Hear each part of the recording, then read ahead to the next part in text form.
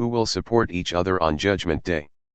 Surah An-Nisa, verse 109 of the Quran, Allah says, "Here you are, those who argue on behalf of one another in this worldly life, but who will support one another or argue with Allah for others on the day of resurrection, or who will then be their representative or defender."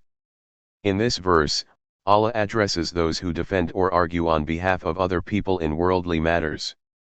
The verse challenges humans to consider who will stand up for them or defend them on the day of resurrection before Allah.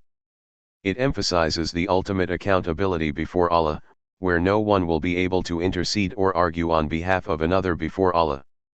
The verse serves as a reminder of the day of resurrection and the ultimate accountability before Allah. It highlights the importance of individual responsibility and the inability for anyone to intercede or defend another person on that day. It encourages believers to focus on their own deeds and actions, striving to do good and seek Allah's forgiveness, as they will ultimately stand alone before Allah on the Day of Judgment. Furthermore, the verse emphasizes the insignificance of worldly arguments and disputes in comparison to the hereafter. It warns against becoming too engrossed in worldly affairs at the expense of neglecting one's own spiritual duties and preparation for the hereafter. In summary, Surah An-Nisa, verse 109, underscores the concept of individual accountability before Allah on the day of resurrection.